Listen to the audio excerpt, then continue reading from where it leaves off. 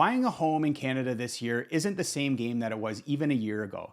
The rules have shifted, the players have changed, and the stakes, they've never been higher. So if you're thinking about buying a home this year, whether it's your first home, your third home, or an investment property, you're entering a market that's still recovering from years of volatility. High interest rates, home prices, and competition are all in a delicate dance. So let's set the stage. In early 2025, the Bank of Canada's overnight rate is sitting at 2.75% after aggressive cuts from pandemic highs. But that's still far above the near zero rates that fueled the housing frenzy in 2020 and 2021. Mortgage rates are trending lower, but affordability hasn't magically returned. In many markets, prices have leveled off, but they haven't crashed. And in some regions, they're already creeping back up. Here's the reality. Waiting for the perfect time could mean missing the opportunity that this year has to offer. And those opportunities might not look like what you expect. Why? Because Canada's housing market isn't one market. It's hundreds of micro markets. Toronto isn't Moncton. Vancouver isn't Thunder Bay. Even neighborhood to neighborhood, the dynamics can be completely different. And buyers right now fall into two camps. Those who see 2025 as the year of cautionary recovery, and those who see it as a year to make bold moves before the next surge. But here's the thing nobody really is talking about. The best opportunities this year may not be about getting in at the lowest prices. They may be about getting in at the best terms. Maybe that's locking into a lower rate before the next Bank of Canada's announcement. Maybe it's negotiating repairs, upgrades, or inclusions. Or maybe it's buying in a pocket of a market that's about to heat up before everyone else notices.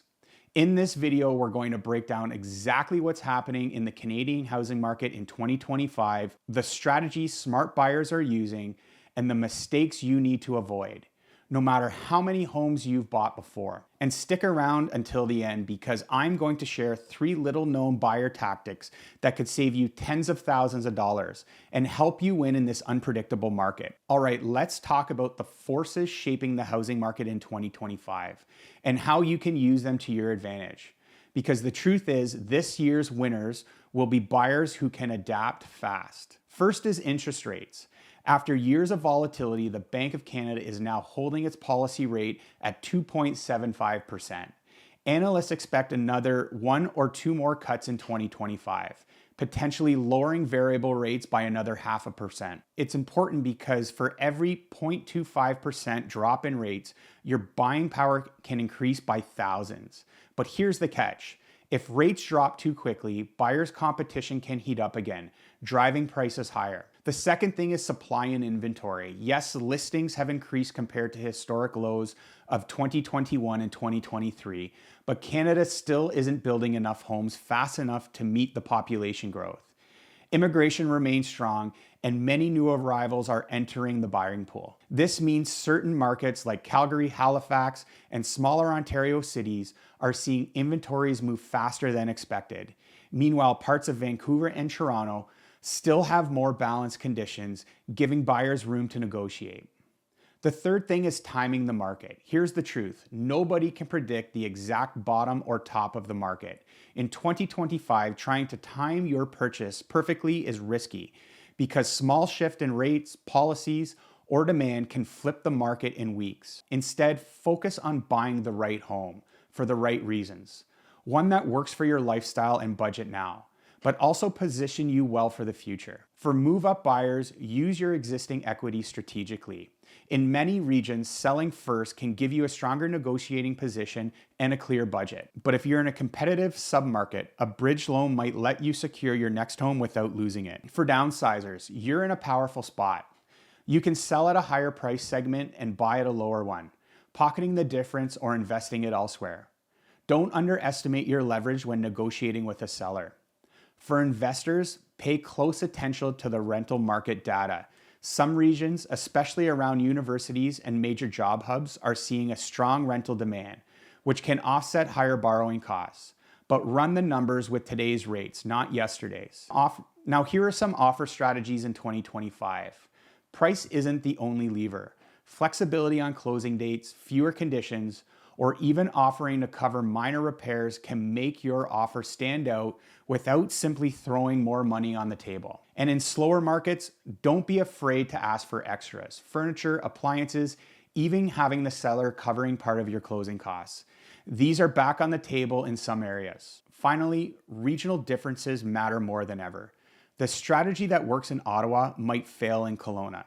That's why working with a local expert who understands the specific micro markets can literally save you tens of thousands. But here's the bottom line: 2025 isn't a market for sitting on the sidelines and hoping for a crash. It's a market for being prepared, informed, and decisive. And if you are, you can buy smart, even in uncertain times.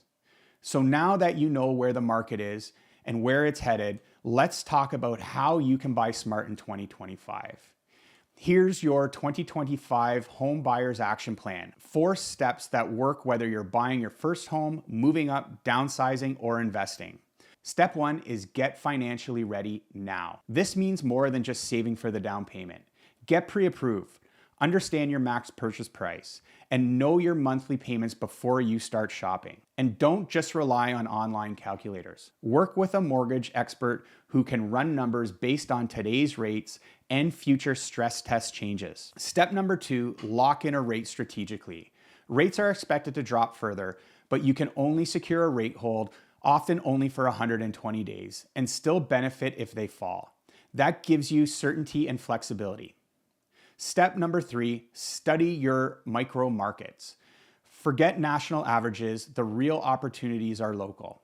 Look at month of inventory, average days on market, and recent sale prices in your exact target area.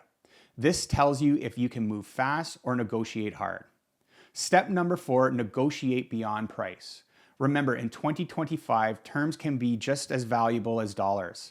Flexible closing dates, seller credits, or include upgrades could save thousands of dollars without raising your offer. Now here's the mindset shift. Stop thinking about buying as a 12-month decision. In 2025, with market volatility, your real question is, where will I be in 5 to 10 years? If the home works for your long-term plans, then short-term fluctuations matter less. And finally, surround yourself with the right team. This is the year to work with people who know the market inside and out. A skilled realtor, a sharp mortgage broker, and a lawyer who can spot deal breakers before they become problems. Because buying a home in 2025 isn't about beating the market, it's about winning in the market that you're in. If you're ready to start the process or even explore your options, let's talk. I can walk you through your financing, connect you with the trusted local partners, and help you create a personalized plan to buy smart this year. This market rewards the prepared and punishes the passive. The choice is yours. Let's make you win in 2025.